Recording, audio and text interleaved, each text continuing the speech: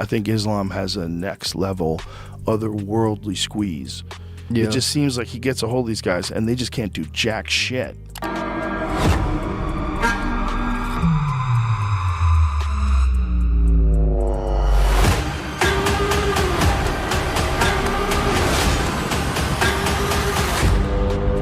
The whole team for Islam's here, except two coaches, two very important coaches, Saif Safullah and Magomed, head coach at Abdulmanap Gym in Dagestan. But we have the main person that I believe is always here for Islam, and that's Habib. He is basically running the whole program, really. I do little bits and parts here and there. I become more of a mentor type than actually the head coach now, and I like my role. I do less work. That I also get to watch someone like Habib take over with the great honor and joy it gives me to see how great of a coach he is, and to see all the guys and how much they're learning from him. It's a big joy to see someone take over where you were before and how great they're doing. Well, I think his squeeze is just phenomenal. Yeah. Like, because if you see the way he tapped Drew Dober too, the same sort of situation, he gets guys on the ground and I think it's just a next level power and squeeze. Some dudes just have next level squeeze and next level like grappling power, and he's developed that his whole life. He's also enormous for 155. He's about as big as you can get and safely make 155 pounds. Watching Islam Makhachev and his camp, Joe Rogan wasn't just impressed, he felt the energy around them and how quietly intense Makhachev is. It isn't just about drills or sparring, it's the way he speaks to teammates, the patience in his timing, and the consistency of his routine that rub off on everyone nearby.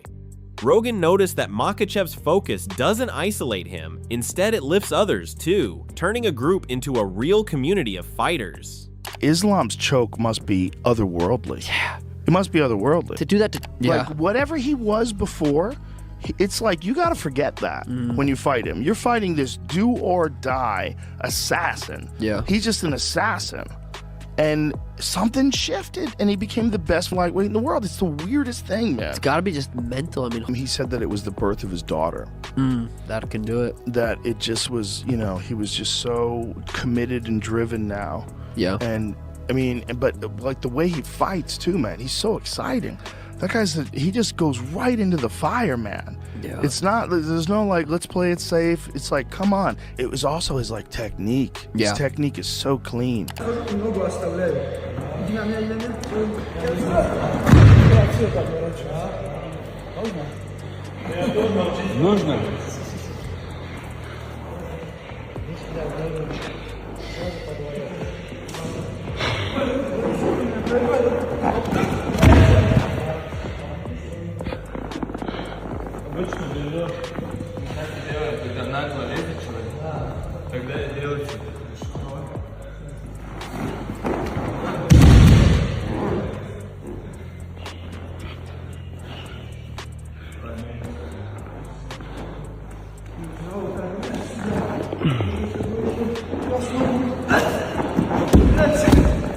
Czy ty małeś?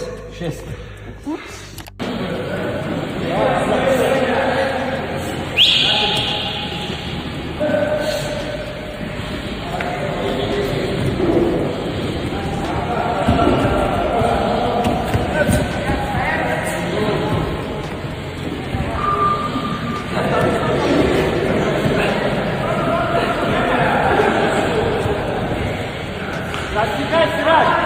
Стара солнце. Просто делай свою жизнь. Нет, скинул руку.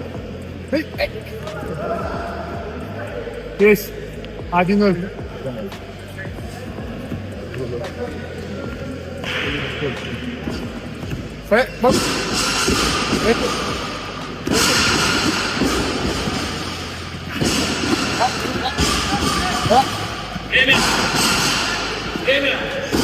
Rogan sounded genuinely stunned watching Makhachev, like the guy who used to be an assassin-level threat had somehow morphed into the best lightweight on earth. The relentless drilling, the tiny corrections that compound into perfect timing, and the culture of discipline that turns repetition into instinct.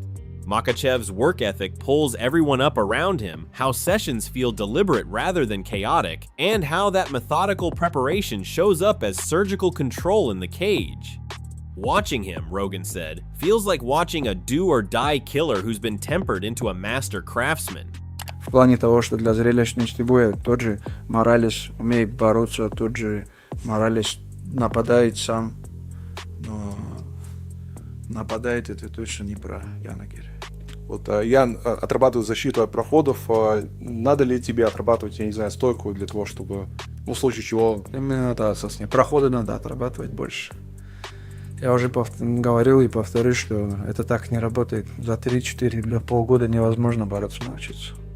Этот Мандалена тоже очень много отрабатывал, кого-то привлекал, там весь кемп готовился. Ну, у меня были, не знаю, сколько, 5 попыток и 5 переворов было в этом бою.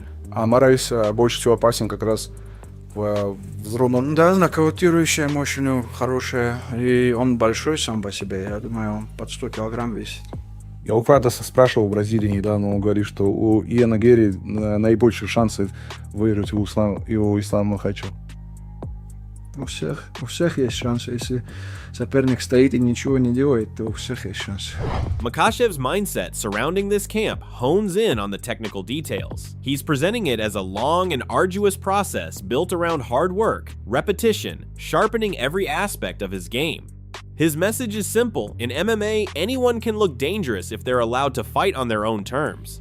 How do you feel like he matches up with Islam Makhachev? He does well with Islam on the stand-up because he's rangy, he's tricky, all those. But on the ground, he doesn't. He does okay, but he doesn't survive on the ground. I don't think.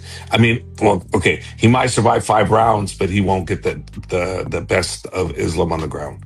That I'm 100% sure about that. On the stand-up, he's pretty tricky. So one punch can change everything on that. One kick, one punch, one knee. You know, so that's a different story. But on the ground, I don't see him dominating. I see him surviving possibly. So yeah, I can see that. But and then the takedown defense that he has is decent, but not great enough to stop Islam from taking him down. But again, you know, sometimes we'll go in there and we'll decide that we're gonna do this with Islam, and next thing you know, next round we'll say, okay, take him down now, or next thing you know, next round we'll go stand up because he's that good.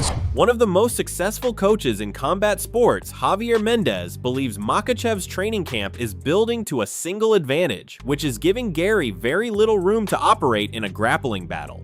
All of Islam's wrestling, submission work, and overall intensity is geared towards making him stronger where he is already lethal, and leaving Gary struggling to survive once the action hits the mat.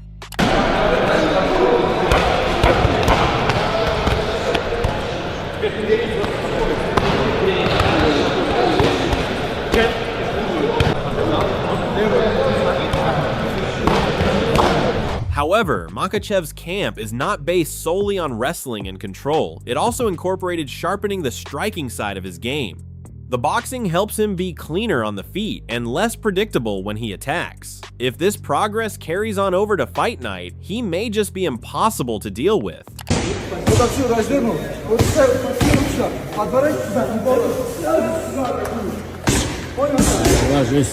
Он 10 или 15 дзюдо занимается, он что, не знает это, ты думаешь? Не знает. А второй что было? А второй, смотри, вот что тоже сумма. Вот так потом.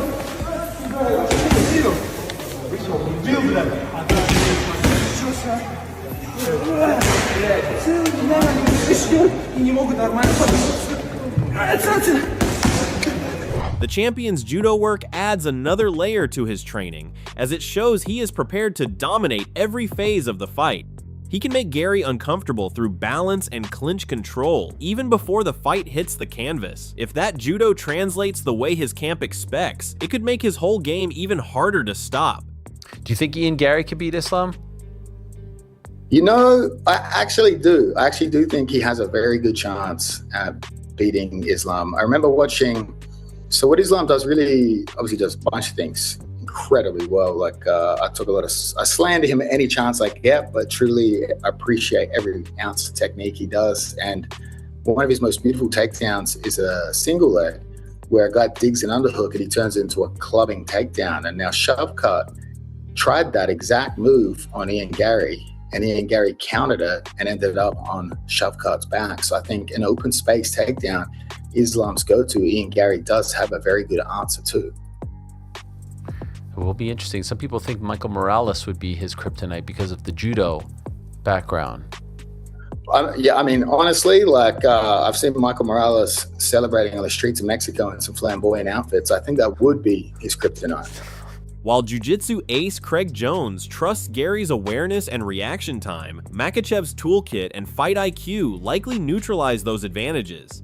If Islam pulls his usual open space takedown game, he brings a level of chain wrestling, positional control, and relentless pressure that can smother counters and force exchanges on his terms. Makhachev's blend of timing, strength, and experience makes him exceptionally hard to outmaneuver. Any reply Gary has will be tested against Islam's proven ability to dictate where the fight goes.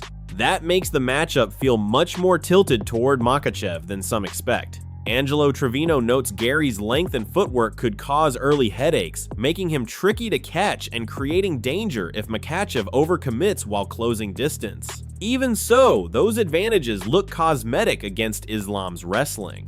Makhachev's takedown timing and positional mastery mean the fight will almost inevitably head where he wants it, and once it hits the mat, the matchup shifts decisively. From there, Islam's control, top pressure, and submission awareness should neutralize Gary's movement and turn the contest firmly in his favor. Both Josh Thompson and Angelo Trevino concede Gary might be sharp enough to dodge an early submission, but that only plays into Makhachev's hands. If Gary ever trades position or hesitates trying to scramble back up, he'll be doing so against one of the sport's most clinical finishers and positional technicians.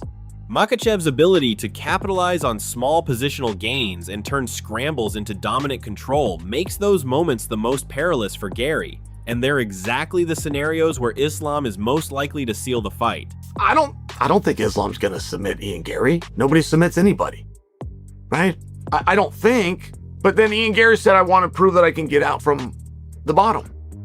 Now, I would argue for you that getting out from the bottom is more effective than being able to stop somebody's takedown. That's a loose argument. Maybe I even say it to get your attention to then make my point. But if you want to stop a wrestler from taking you down, get up 3 times. If you get taken down, you got an overwhelming wrestler. You got Jordan Burroughs to deal with. It would not matter. If they take you down 3 times, they use all that effort to get you down, and you get back to your feet, that wrestler is done trying to take you down. Chael Sonnen argues Gary's best path is repeatedly getting back to his feet to sap a wrestler's gas and confidence, but that approach plays into Makhachev's endurance and pacing. Islam routinely sets up takedowns with relentless pressure and then grinds opponents down with efficient, energy-conserving top control, so repeated scrambles often benefit him more than his foe. Rather than losing momentum, Makhachev uses those get-up attempts to create openings, punish posture, and tighten his control, ultimately turning Gary's escape game into fuel for a dominant performance. Отношения с Хабибом как складывались? Вот бывает зачастую в детстве как? Сначала подерешься и потом уже сдружишься. Не, Хабиб был у нас как до сих пор старший в зале. Ну, на тот период для меня он был старше. У нас разницы нет 1 день или 2 дня, или он чемпион, или не чемпион. Он был просто старшим, который показывал нам огромный пример. Мы с ним и в школе тренировались. Как ты сказал, мы между собой не дрались, но вместе на разборки ходили там за школу, за кого-то там. И вот так мы рядом жили до того, как я попадал к Абдулманапу. У нас дом, наверное, между собой где-то 300-400 метров находился. Я уже вот тогда знал. С Хабибом, ну так, с первого дня у нас были хорошие отношения. Makhachev credits his success story to his childhood friend, Khabib Nurmagomedov, who in their childhood and professional life set the standard for everyone around them. Rather than focus on the titles and fame from fighting in the octagon, Islam chose to reminisce about the relationship they had before the cameras.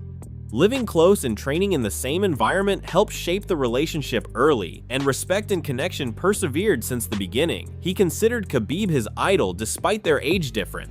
Diverging from the consensus, Rashad Evans believes Makhachev has evolved far beyond just being a dominant grappler. But he also thinks Gary brings a very specific kind of hurdle since he adjusts well on the fly and is capable of solving problems as the fight unfolds. When things start going against Gary, he sometimes seems to accept the direction of the fight instead of forcing it back on his terms. Additionally, Rashad Evans thinks Makhachev may be more suited to this match than people realize, but still, Gary's footwork could create problems that Islam isn't yet equipped to deal with. Still, Evans makes it clear that if Makhachev gets a hold of Gary and starts building momentum, he can become incredibly hard to stop, which is why he sees this as a very competitive fight. That is why this matchup feels so compelling. Makhachev brings the size, control, and finishing danger, while Gary brings movement, timing, and the kind of tricky offense that can disrupt even the best laid plan. If Gary can keep the fight at range and avoid getting trapped, he makes it competitive, but if Makhachev gets a grip on the tempo and closes the distance, the momentum could shift rapidly. If you enjoyed this breakdown, don't forget to subscribe for more fight analysis, updates, and future match coverage. Stay tuned for more debates, predictions, and big UFC moments.